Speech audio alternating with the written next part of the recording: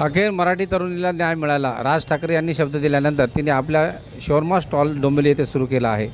मराठी तरुणीला न्याय मिळत नाही, मराठी तरुणीला व्यवसाय करू देत नाही म्हणून अशी थेट तक्रार राज ठाकरे यांना केल्यानंतर अखेर आज राज ठाकरे यांनी मध्यस्थी केल्यानंतर आणि महापालिकेच्या अधिकाऱ्यांशी चर्चा केल्यानंतर अविनाश जाधव यांनी आज एकता सावंत यांच्या शॉर्मा स्टॉलचे उद्घाटन डोंबिवली येथे पार पडले। यावेळेस मनसैनिक व कार्यकर्ते उपस्थित होते व मराठी तरुणांना न्याय देण्यासाठी आपण इथे आलो आहोत असे मत यावेळेस अविनाश जाधव यांनी व्यक्त केले। तर मराठी तरुणींनी असं वाटलं असेल तर त्यांची अशी पूर्णपणे रस्त्यावर व्यवसाय करण्याची तयारी आहे का, व तयारी असेल तर त्यांनी नक्की पुढे यावं।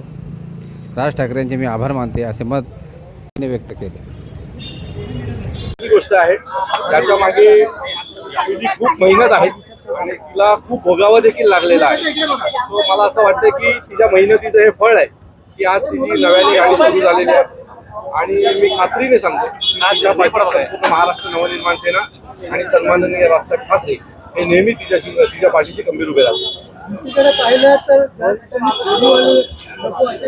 पगार भेटेल आपल्याला। अनेक फेरीवाल्यांचा देखील या ठिकाणी विरोध होतोय, त्याला कसं पाहिलं? मला असं वाटतं की फेरीवाल्यांचं आंदोलन 2018ला महाराष्ट्र नवनिर्माण सेनेने सुरू केलं 17ला, बरोबर आहे। त्यावेळेला आम्ही ओरडून सांगत होतो बाबा 150 मीटर पर्यंत कोणालाच गाडी लावून दिली। याच्या बाबतीत आम्ही पोलिसांचा पाठपुरावा केला, आम्ही रेल्वे पोलिसांचा पाठपुरावा केला, आम्ही कोर्टात केला, आम्ही सगळं केलं।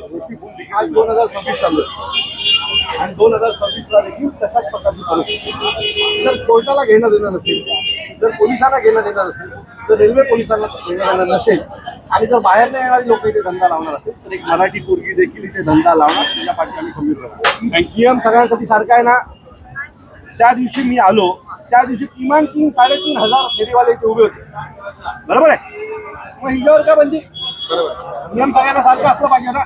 ज्या दिवशी पोलीस खातं नियमाने वागेल त्या दिवशी आम्ही देखील नियमाने वागू। चल ताई, पालिकेला जर कारवाई करायची असेल तर पालिकेने 2017 महाराष्ट्र नवनिर्माण सेनेचं जेव्हा पहिलं पत्र आलं की 150 मीटर मध्ये असलेल्या गाड्यांवर कारवाई करा, तर 2017 ते 2026 का कारवाई केली नाही त्याच्याबद्दलचं पहिलं आम्हाला एक्सप्लेनेशन द्यावं लागेल त्याला।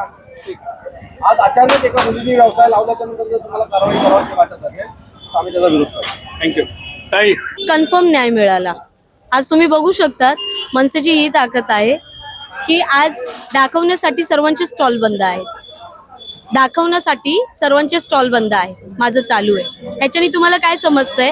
3,500, 4,000, 5,000 जेवढे लोक फेरीवाले बसतात त्यांचा सर्वांचा चालू होता स्टॉल आणि माझा एकटीचा बंद होता। आज माझा चालू आहे आणि सर्वांचा बंद आहे। रिझन काय आहे? कारण की केडीएमसी घाबरली, लोकांना भीती वाटायला लागली की हिचा स्टॉल चालू झालाय, आता परत ही काय ना काय टाकेल। खरं टाकेल, मी खरं टाकेल। तुम्ही पैसे घेतात, खोटं बोलली का? मी नाही खोटं बोलली। मी स्वतः केडीएमसीला बोलत होती की माझी पावती फाडा, की रस्त्यावरती स्टॉल लावायची जर तयारी असेल तुमची तर तुम्हाला खूप भोगावं लागेल, खूप। एक मुलगी म्हटलं ना तर तिला पहिले चांगल्या नजरेने बघितलं नाही जात। काही लोकांना वाटतं ही रस्त्यावर उभी आहे तर ही फालतू असेल, ही रस्त्यावर उभी आहे तर ही काय करत असेल। मुलींना कधी बरोबर समजलं नाही जात आणि हे मुली लगेच माझ्यासोबत ते समजू शकतात मी काय बोलते, बरोबर। आणि मला हे वाटतं की मराठी लोकांनी या सगळ्या गोष्टी शिकल्या पाहिजे। चिकन कापायला शिकलं पाहिजे, शोरमाची गाडी लावली पाहिजे, हर एक व्यवसायात मध्ये मराठी माणूस उतरला पाहिजे।